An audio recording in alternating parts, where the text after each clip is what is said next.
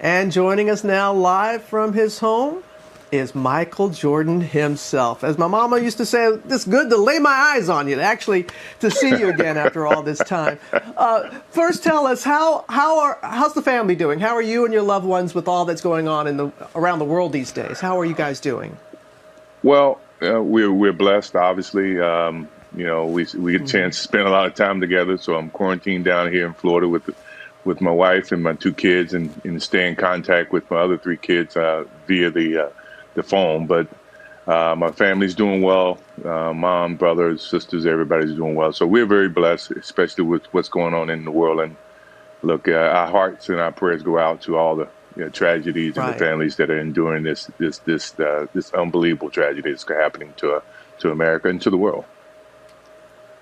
To the world. And thank you for that. And it's something that people feel, and they're looking for a distraction, if you will. And it's great that this series has been moved up. It was supposed to debut later, but people were just clamoring for something to give them inspiration and hope. And this docuseries really does this. It chronicles that final championship run, that final time that together with the Bulls. Michael, what do you remember most about that final year?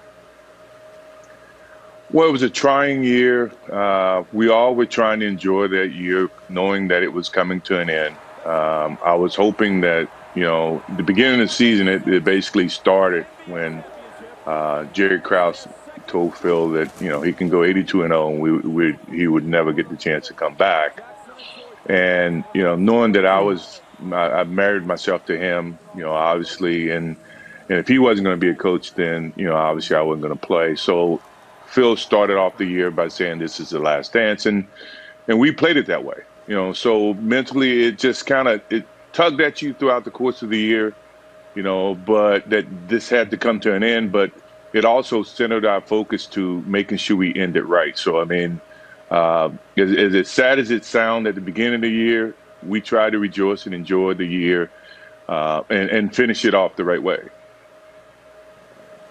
And it was quite a year, and the docuseries really profiles that, and also goes back and we see a young Michael Jordan.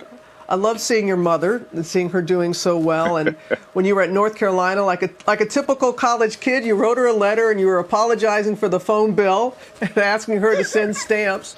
What did you learn about yourself during those college years, Michael, that stayed with you?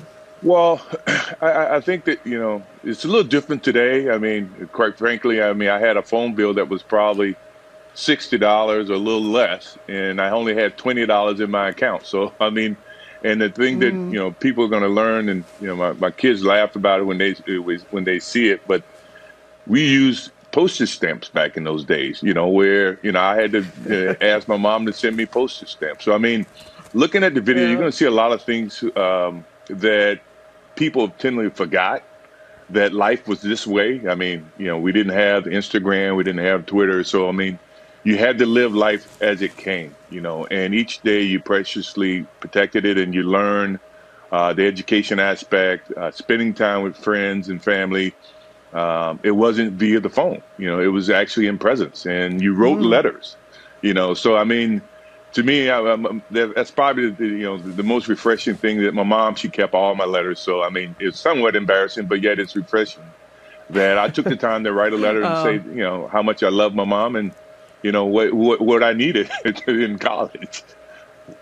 Yeah, it was very sweet to hear her read one of your letters like that. And in college, of course, the buzzer beater, 82, winning the national title. You said in the documentary that was the moment that you went from Mike to Michael Jordan. What did you mean by that? Well, up until that point, no one knew who I was. I was a college kid, other than the university. But outside the university, I was just known as Mike Jordan. And when I hit that shot, my whole name became Michael Jordan, and I think it resonated with a lot of people outside of UNC. So, and I just started piling on that name itself from the successes that I endured, throughout the rest of my career. It wasn't about Michael. It wasn't about Mike. It was more about Michael. Yeah. Yeah, it really was at that point, and people remember it so well, and they have that iconic shot of yours. We hear from your father as well, and boy, did he know his son. He said, if you want to get the best out of Michael Jordan, you tell him he can't do something. And we're going to show a clip that really personifies that, because it was your second year in the league, and you had an injury. You wanted to get back out on the court. Management had another idea about that. I want people to take a look. This is what happened. Okay, I got to apologize to your mom that but we did bleep it out. But sorry that we used that particular clip. I know Dolores is going like, really, really. But where did that perseverance, that drive, come from, Michael? Where does it come from? My parents. My father worked at General Electric for years. He was trying to provide for his family. We moved all over, southern North Carolina. My mom worked for a bank. She worked for Corning Glass. I mean, they were hardworking people. And they instilled that in not just me, but my brothers and sisters. So, I mean, and I just lived vicariously through them and lived and learned it from them. And, it just became a part of my nature, and I always look at a negative and turn it into a positive. Fortunately, things like that happens in our life.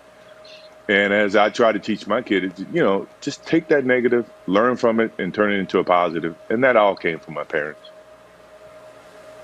Yeah, and you were keeping up with your brothers as well. We learned that in the docuseries that you were a tight-knit family, and they really, really, you guys pushed each other to be the very best, and that's certainly I wouldn't be here. I wouldn't be here if it wasn't for my brother Larry. I mean, Larry pushed me, and we used to fight after every game, but through that fight, emerged someone like me, and he's right next to me.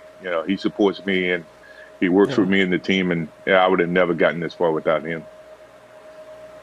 Well, thank you, and thank you, Michael. I know you don't do this very often. It really means a lot to get up and to speak with us, and we really, really do appreciate it. And the series is just primo. I know that you're very proud of it. You take care, Michael. Well, it's always a pleasure to talk to you, Robin. Thanks for having me.